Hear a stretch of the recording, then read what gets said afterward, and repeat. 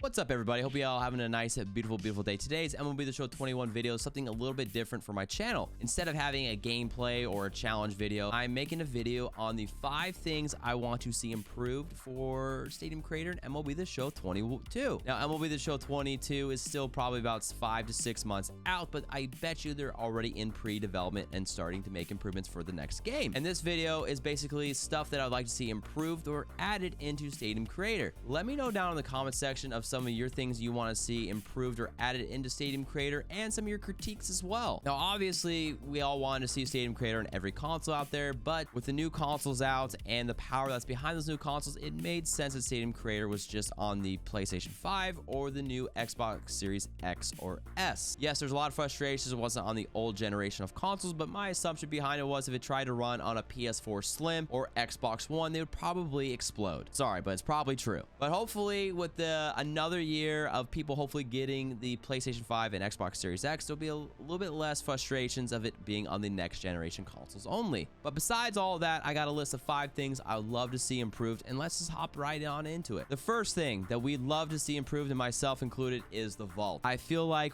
there's so much being missed out on the vault right now. It is confusing, it is not fluid, it feels clunky at times when searching for stuff, not enough search options, and I say it's confusing. The very first thing you see is the most recent uploaded stadium. I feel like that screen right there should not have the most recent uploaded stadium. I've seen some very bad stuff. I think in that screen there needs to be 3 different categories. The first category is the most downloaded. The second category is the most voted stadium. And then the third category should be weekly voted community stadiums up there. I think people would use Stadium Creator a lot more if they were able to find cool stadiums, but they don't know how to find cool stadiums. You can search random words and pray you find something. I think if you have the ability to see what has been downloaded the most upvoted, or community chosen stadiums, people would be using a lot more and having a lot more fun with it. Now, giving an example of a video game that had a great file share system was the creation of Halo 3.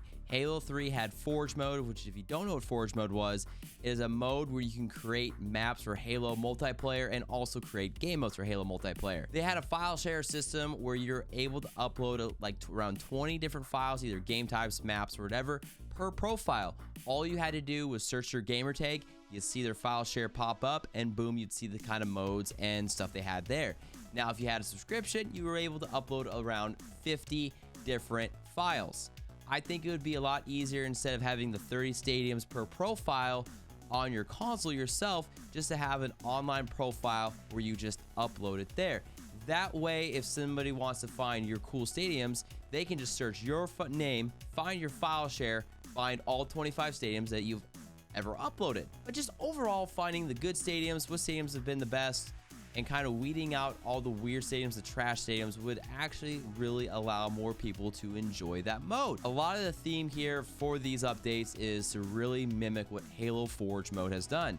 I think if MLB The Show takes the core concepts from Forge mode and Halo, and building that together within the file share system and the way you search for stuff, is going to make it so much easier for the user, make that user experience a lot more enjoyable, and getting people to continue to build stadiums. Now, with the way you search for stuff in the vault, I'm going to go to number 2 here, which is the fluidity of saving and uploading the stadiums to the vault, and the amount of stadiums you're able to upload to the vault. Now, in the menu system itself, there is save changes and a bunch of other settings, and exit. You don't see where to upload it. You hit save, and then it asks you if you want to upload it, and you hit yes, of course I want to upload it. I think there needs to be a difference in the menus where you have save and upload. Now, it also gets confusing when you exit it. When you exit, it says, do you want to save before you exit? Hey, thanks for asking, game. I appreciate that. Maybe I did forget to save it. Boom. It's like, oh, do you want to upload it too? And you're like, oh, sure, yeah, I'll upload it. I feel like that's confusing because people will save it and upload it, exit, save it again, and upload it again, and all of a sudden you got double the files out there. I've seen it on the vault itself. Even if you save over the same file, you only have 1 file in your PlayStation, 2 files are uploaded to the server. which is clogging up the server and probably making the servers a lot slower than they need to be. I do think the big photo of the stadium for the servers itself when you're searching could be a lot smaller, could save some data and some resources out there. I feel like the fluidity of that will help the user experience enjoy it more, understand where to save and where to upload. I've also had the issue of saving while uploading and then exiting and uploading and not uploading it, and my stadium is not able to load for online play or even just in a basic game. I figure if that is fixed and a lot more fluid, there'll be a lot less stadiums on the market that are duplicated, and it'll be a lot less confusing of how to save versus upload it. And that goes into number 3, which is having, we have an easy edit mode versus pro editing mode. I would like to see a competitive stadium editing mode versus a non-competitive stadium editing mode. Now, it is frustrating when you have the wall presets and you go in there, you get your wall presets because you want to be in the comp mode, and then all of a sudden it's like, oh, I want to change wall colors, and you accidentally change the dimensions of the wall, and all of a sudden it is non-competitive, and I have not found a way to go back unless you fully reset the wall preset. I feel like if you're in a competitive mode, you will be able to not adjust the wall presets or anything. You can't move the walls whatsoever, fully locked down, so you don't have that frustration there. And continuing with the competitive mode editing, I do feel like there needs to be limits on certain aspects of props and other items in the field.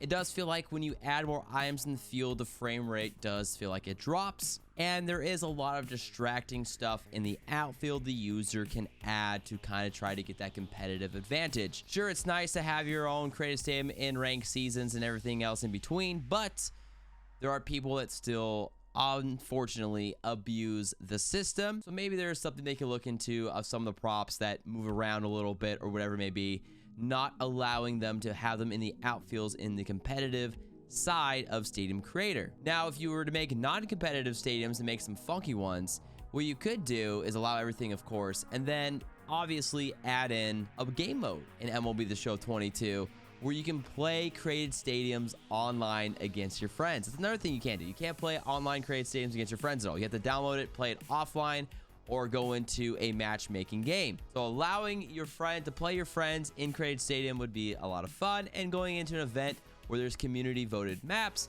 or just you can choose any map and have at it, have some weird stuff, and you know what you're getting yourself into. And that goes into the 4th thing I'd like to see. I would like to see more stuff. More abilities. I want to be able to put my bullpen in the outfield. I want to be able to put my bullpen behind the fence along the left or right field walls. I want to have different foul territory sizes. We have wall size, so why can't we change our foul territory sizes?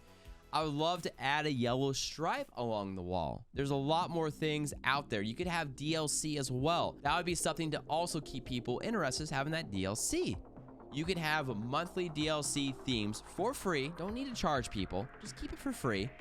And just have themes out there. You could have May as Wild Wild West, June as Space, July you could have 4th of July and Independence Day stuff, August you could do a beach theme, September you could do a fall theme, October Halloween, stuff like that. It gets people interested back in Stadium Creator.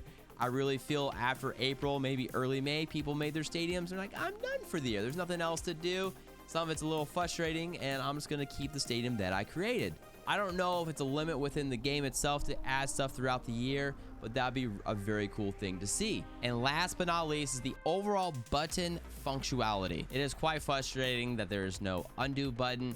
The way you delete items, sometimes it doesn't even do it. It doesn't tell you have to hold it down. I keep going back to the Halo Forge mode, and including with the control system, I would love the ability to select multiple items and move them at once. How cool would it be to move it to build an airport or to build a mini city? And all of a sudden you're like, you know what? I'd rather have it over in the outfield, in the left field side instead of the right field side. You'd have to fully redesign it in left field, even though it's already in right field. So the ability to select multiple items at once would be fantastic. So there you have it. There is my top 5 things I'd like to see improved in MLB The Show 22 Stadium Creator mode. This is just a little bit of criticism and critique. The core of the Stadium Creator is already there, and it is really good. I just feel it needs a little bit more tuning, fluidity, and functionality.